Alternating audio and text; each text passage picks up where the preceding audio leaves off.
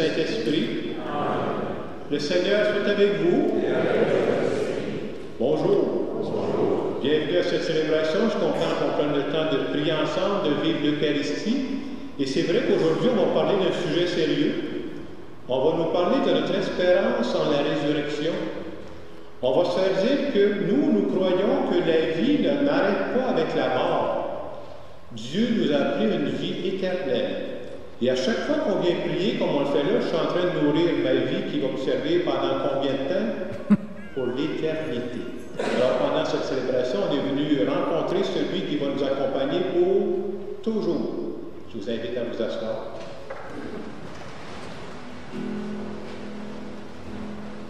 Au début de cette célébration, prenons quelques instants pour nous recueillir. Un instant pour nous rappeler que dans cette Église, aujourd'hui, Dieu est présent. Et Dieu veut nous rencontrer chacune d'entre nous.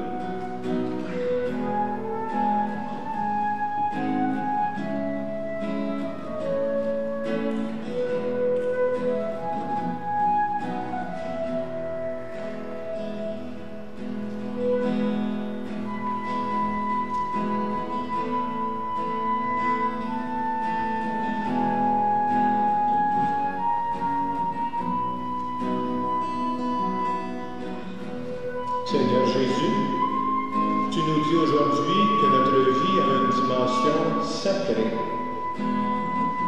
Pour toutes les fois où je me contente d'une petite vie terre à terre, je te demande pardon. Seigneur, prends pitié.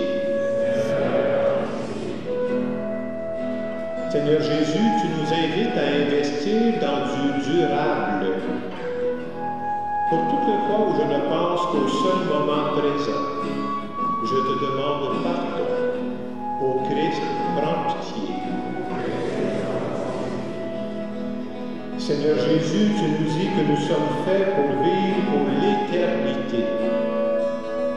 Pour toutes les fois où j'oublie la dimension spirituelle de ma vie, je te demande pardon. Seigneur, prends pitié.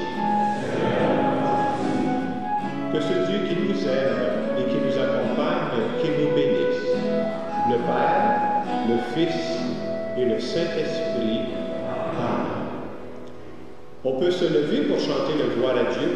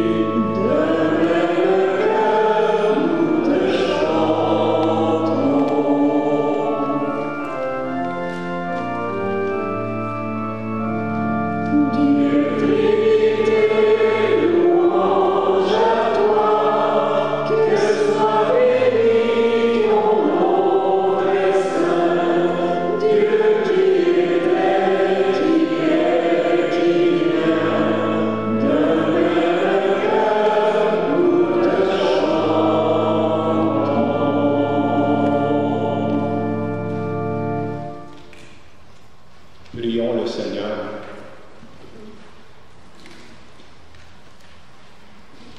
Dieu de puissance et de miséricorde, éloigne de nous dans ta bonté tout ce qui nous arrête, afin que sans aucune entrave, ni d'esprit, ni de corps, nous accomplissions d'un cœur libre ce qui vient de toi. Par Jésus-Christ, ton Fils, notre Seigneur, qu'il vit et règne avec toi dans l'unité du Saint-Esprit, Dieu pour les siècles des siècles. Amen.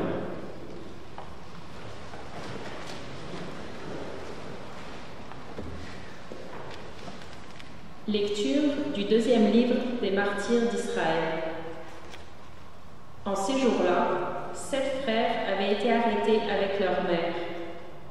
À coups de fouet et de nerfs de bœuf, le roi Antiochos voulut les contraindre à manger du porc, viande interdite. L'un d'eux se fit leur porte-parole et déclara : « Que cherches-tu à savoir de nous ? Nous sommes prêts à mourir plutôt que de transgresser les lois de nos pères. »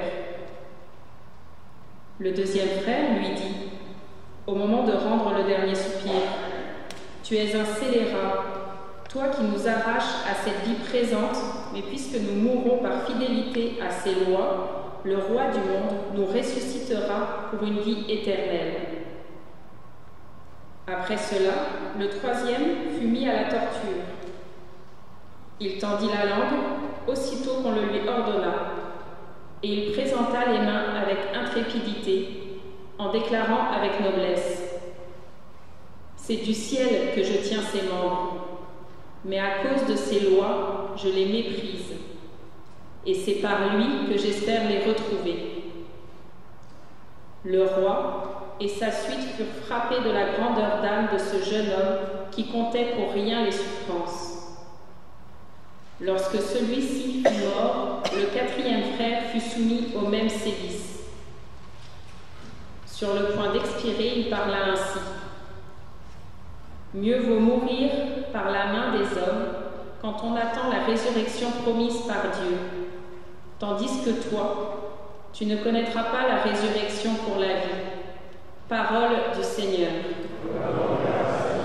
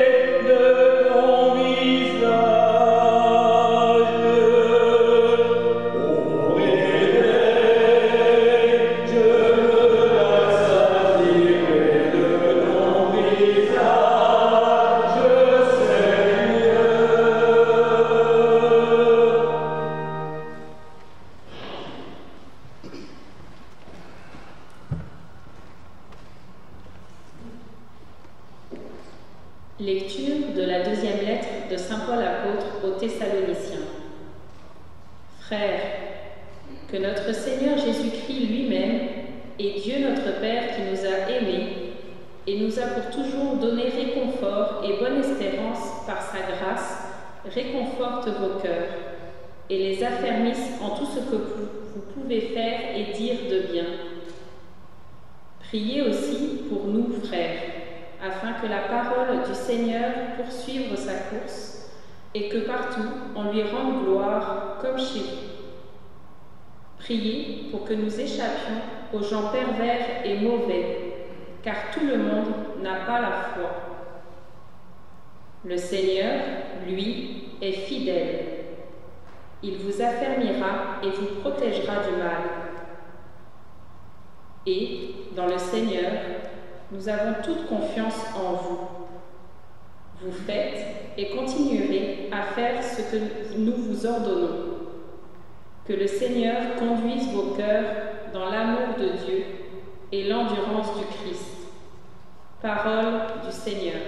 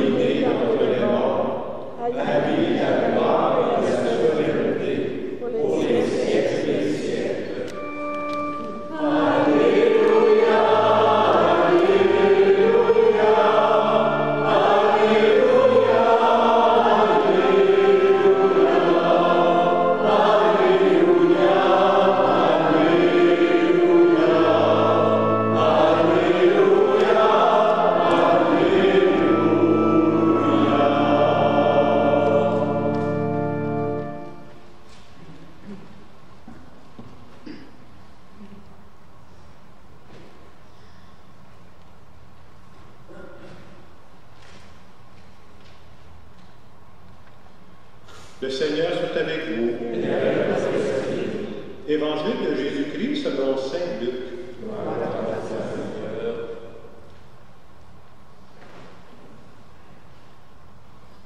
En ce temps-là, quelques Sadducéens, ceux qui soutiennent qu'il n'y a pas de résurrection, s'approchèrent de Jésus et l'interrogèrent. « Maître, Moïse nous a prescrit, si un homme a un frère qui meurt, en laissant une épouse mais pas d'enfant, il doit épouser la veuve pour susciter une descendance à son frère.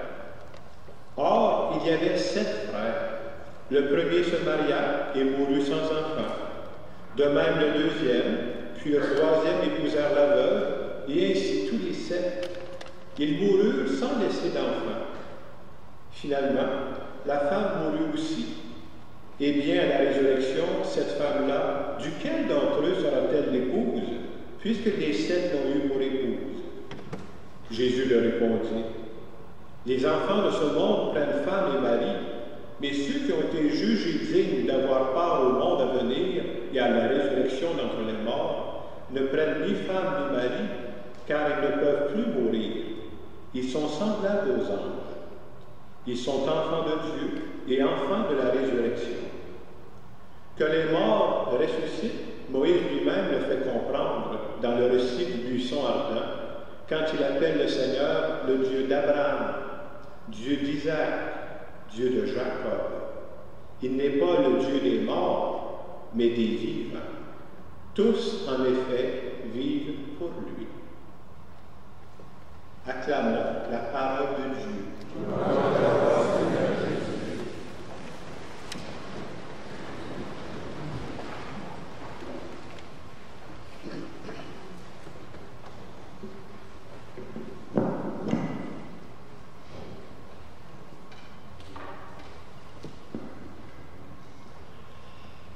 Quand on arrive au mois de novembre, vous remarquerez que souvent dans les lectures, c'est un peu comme on a en fin fin de semaine, autant dans la première lecture que dans l'Évangile, on fait référence à la mort, on fait référence à la résurrection. Et c'est un sujet c'est important de s'arrêter. Alors on va regarder ça ensemble, parce que je pense qu'il y a de l'espérance à travers ça. Premièrement, je commence avec l'Évangile qu'on vient d'entendre. Dans l'Évangile d'aujourd'hui, on nous parle d'un groupe qui existait à l'époque de Jésus. Il s'appelait les Sadducéens. C'est un groupe qui était religieux. Ce qu'il y avait de particulier, ce groupe-là, ils ne croyaient pas à la résurrection. Eux autres, ils croyaient, comme certaines personnes aujourd'hui, vous savez, il y a des gens qui croient ça aujourd'hui, que quand arrivait la mort, c'était la fin de tout. Fin du message, il n'y a plus rien. Alors, dans l'Évangile d'aujourd'hui, les Sadducéens, qui ne croyaient pas à la résurrection, cherchent à piéger Jésus. Alors, qu'est-ce qu'ils vont faire pour le piéger? Ils vont lui poser une question qui n'a aucun sens. Quelque chose qui est complètement inventé. Alors, ils vont dire, supposons qu'une femme, pendant son vivant, elle a eu 7 maris sur terre. Et les autres, comme ils ne croient pas à la résurrection, à la résurrection, lequel de ces maris-là va être son vrai mari? Il y a quelques années, il y avait ce texte-là, puis après la messe, une femme qui est venue me voir, genre, ça se peut pas ce cas-là. La femme, elle a compris bien avant ça, avant le 7e année. Donc, on veut nous montrer que ce cas-là, c'est pas sérieux du tout, là. C'est pas ça. Pourquoi ils font ça, les Sadducéens? C'est juste pour tourner en ridicule la croyance en la résurrection. Et nous autres, on croit à ça, là.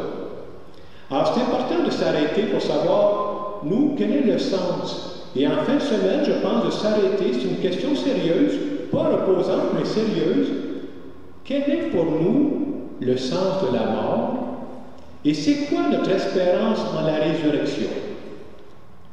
Première chose que j'aimerais dire, notre façon de regarder la mort dit beaucoup sur notre façon de regarder la vie. Ça change notre perspective de regarder la vie. Et quand on fait face à la mort, là, croire en un Dieu qui nous aime tel que nous sommes, ou ne pas croire en Dieu, ça peut faire une grande différence. C'est-à-dire que quand tu crois que la mort c'est la fin de tout, on ne vit pas le deuil de la même façon. En même temps, il faut que je sois honnête avec vous, là. Qu'on soit croyant ou non croyant, tous ceux qui ont perdu un être cher ici, vous savez qu'est-ce que ça fait? Ça fait mal.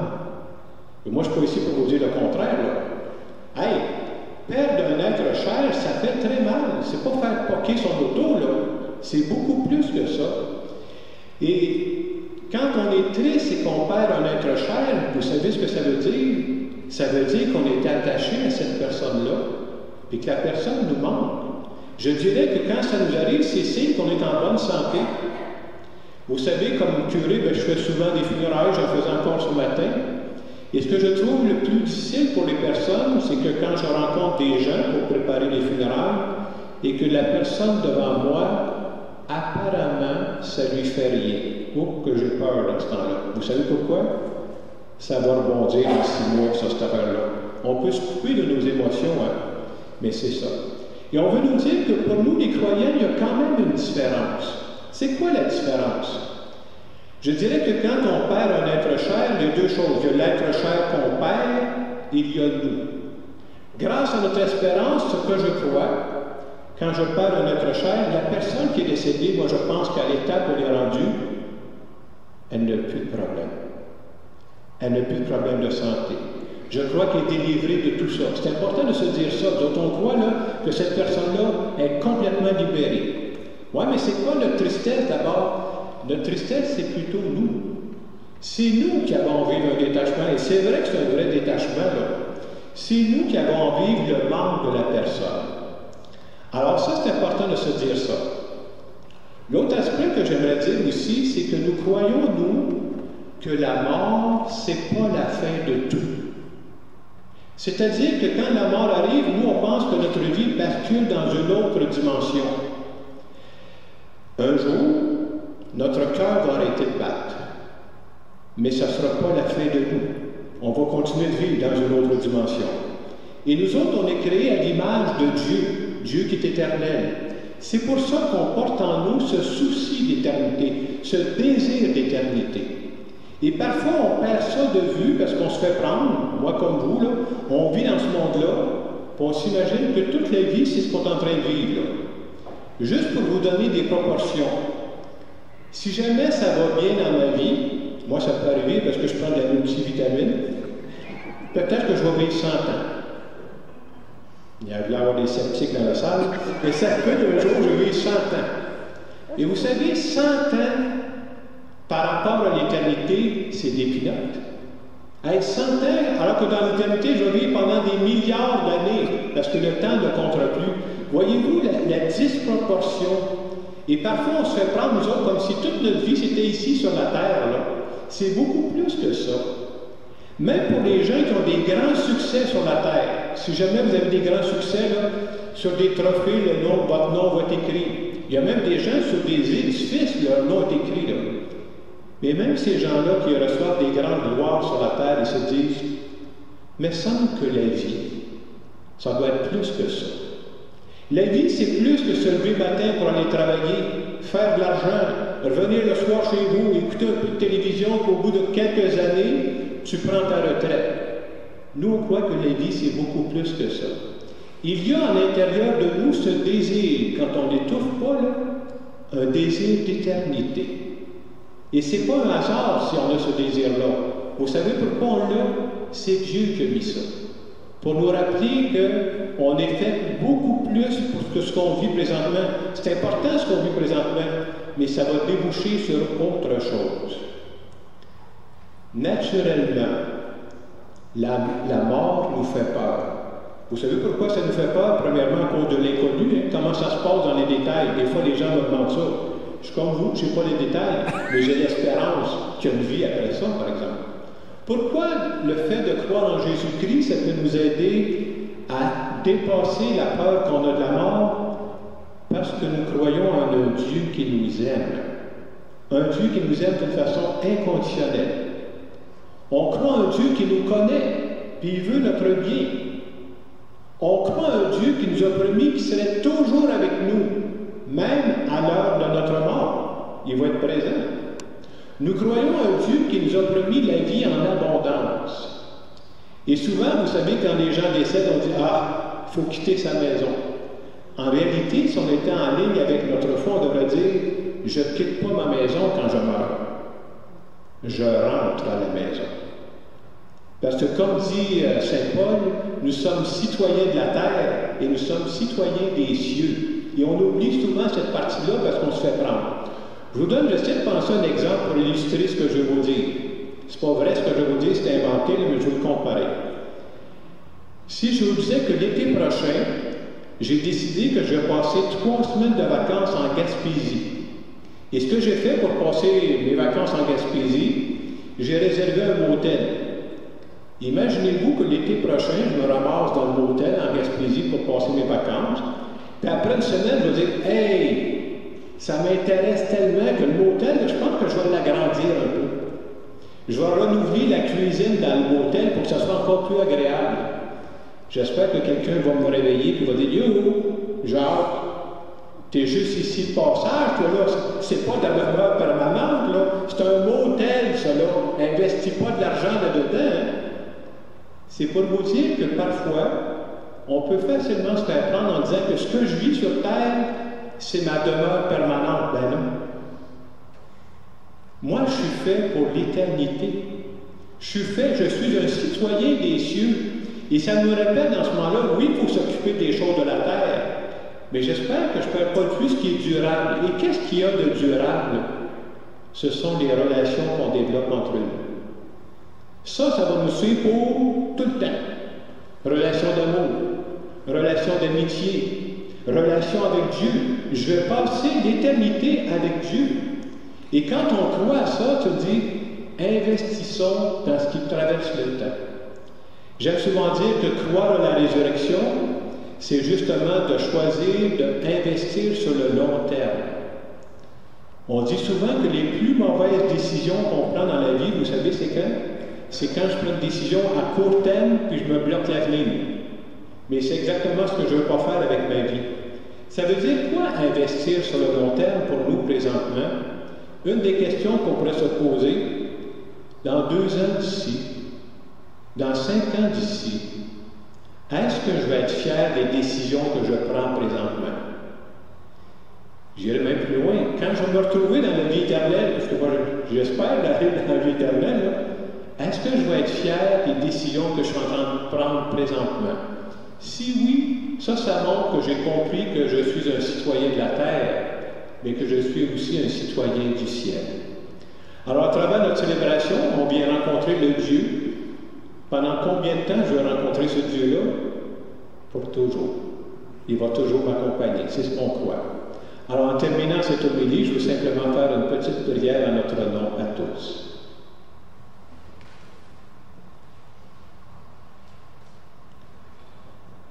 Seigneur Jésus, je te dis merci de me rappeler que la mort ne sera pas la fin de tout dans ma vie. Merci de me rappeler que tu as promis pour moi une vie qui n'aura pas de fin. Et je te demande de m'aider à investir dans du durable, investir dans mes relations d'amour, investir dans mes relations d'amitié, investir dans mes relations avec toi, Seigneur. Et je te dis merci de m'accompagner à chacune des étapes de ma vie. Amen. Amen. Et peut-être pour ne pas flotter dans les nuages, dans les quelques secondes qui viennent, je vous invite à penser à une personne que vous avez connue, que vous avez aimée et qui est décédée. Et en parlant avec Dieu, êtes-vous capable de dire à Dieu, merci Seigneur, parce que je crois que présentement, tu prends soin de cette personne et tu t'assures que cette personne soit pleinement heureuse.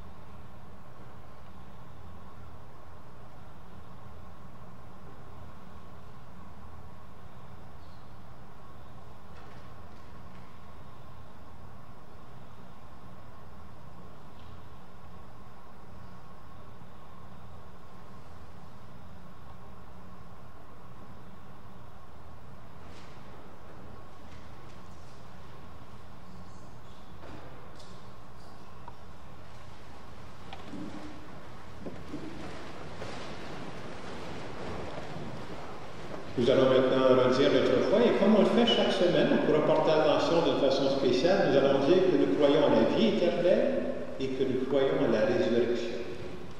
Je crois en Dieu, le Père puissant, Créateur du ciel et de la terre, et en Jésus-Christ, son Fils unique, notre Seigneur, qui a été conçu du Saint-Esprit, est né de la Vierge Marie, a souffert sous Ponce Pilate, a été crucifié, est mort et a été enseveli, est descendu aux enfers, le troisième jour est ressuscité des morts, est monté aux cieux, est assis à la droite de Dieu le Père puissant, d'où il viendra juger les vivants et les morts.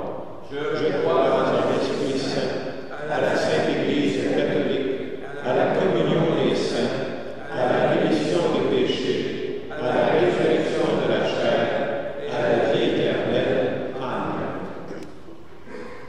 Tous les jours, nous rencontrons des personnes qui souffrent, victimes de maladies, d'injustice ou de violence.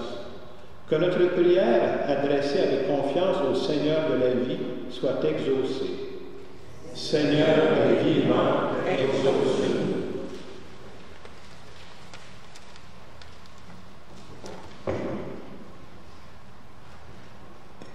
Pour les responsables en Église qui ont la mission d'annoncer dans des mots nouveaux l'évangile de la vie, prions le Seigneur.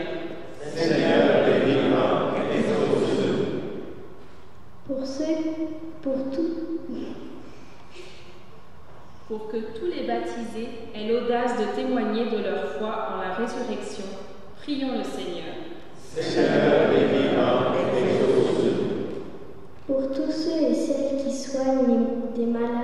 qui accompagne les personnes en fin de vie, prions le Seigneur. Seigneur vivant, exauce-nous. Pour les gens écrasés par la souffrance et qui demandent l'aide médicale à mourir, prions le Seigneur. Seigneur vivant, exauce-nous. Pour que nos communautés soient joyeuses de croire à qu'elles deviennent des espaces ouverts et accueillants, prions le Seigneur. Seigneur vivant, exauce-nous. Dieu du vivant, tu es notre soutien et notre espérance. Donne-nous ton esprit pour que nous sachions montrer des chemins de vie aux femmes et aux hommes dans le besoin. Par Jésus, le Christ, notre Seigneur.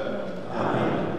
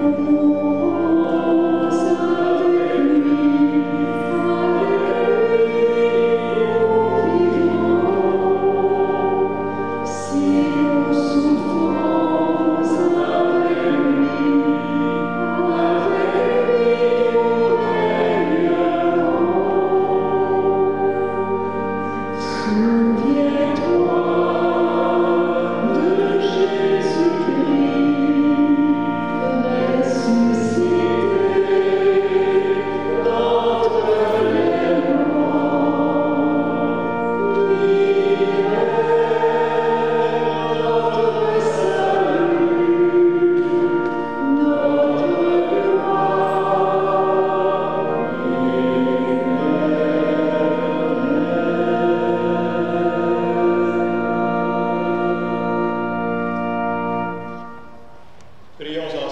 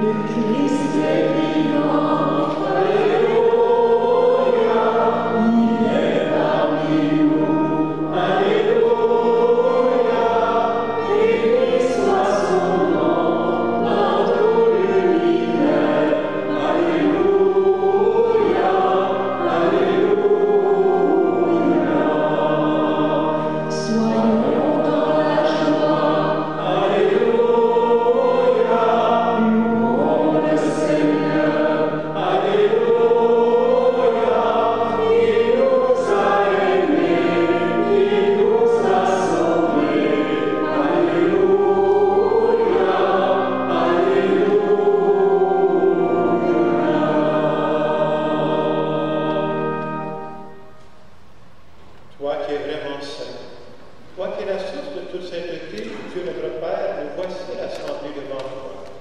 Et dans la communion de toute l'Église, nous célébrons le jour où le Christ est ressuscité d'entre les morts.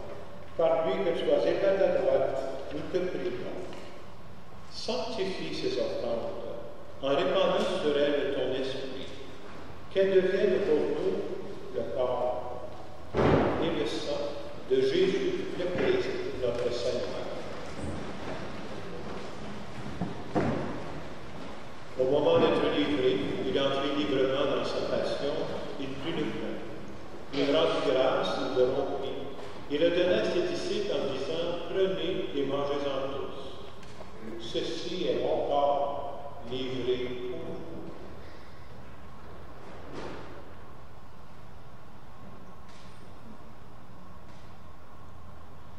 De même, après le repas, il prit la coupe. De nouveau, il rendit grâce et la donna à ses disciples en disant, prenez et buvez-en tous. Car ceci est la coupe de mon sang, le sang de l'alliance nouvelle et éternelle, qui sera versé pour vous et pour la multitude en rémission des péchés. Vous ferez cela en mémoire de moi.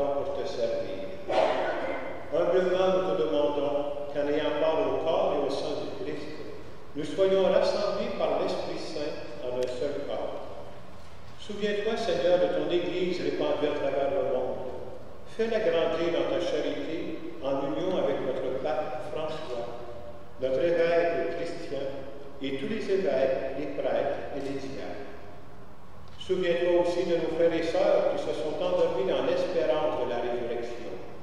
Et souviens-toi dans ta miséricorde de tous les défunts. Accueille-les dans la lumière de ton visage. Et aujourd'hui, nous voulons prier en particulier aux intentions de Réal Racine et pour les intentions particulières qui viennent des boîtes de prière. Sur nous tous, enfin, nous implorons ta bonté. Permets qu'avec la Vierge Marie, la bienheureuse Mère de Dieu, avec Saint Joseph, son époux, les apôtres et tous les saints qui ont fait ta joie au long des âges, nous ayons part à la vie éternelle et que nous chantions ta louange et ta gloire par ton Fils Jésus le Christ.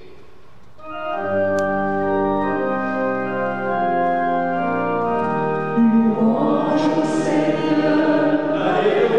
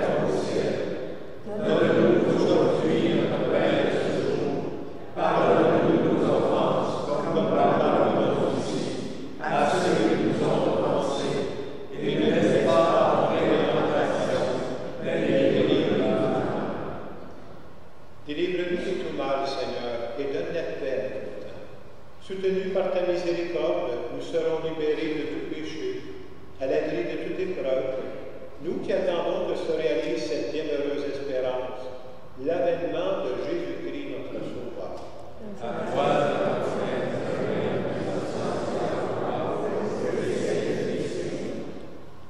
Seigneur Jésus-Christ, tu as dit à tes apôtres, je vous laisse la paix, je vous donne la paix. Ne regarde pas nos péchés, mais la foi de ton Église. Et pour que ta volonté s'accomplisse, donne-lui toujours cette paix, et conduis-la vers l'unité parfaite, toi qui régnerais,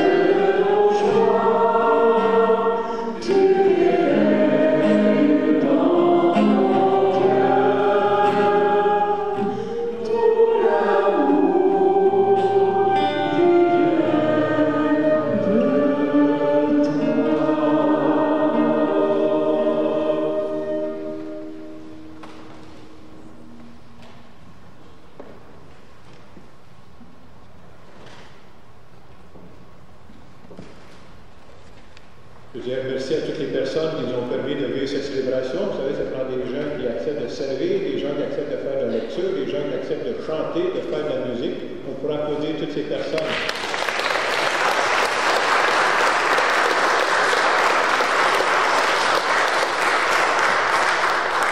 Je vous invite à vous lever pour une dernière prière.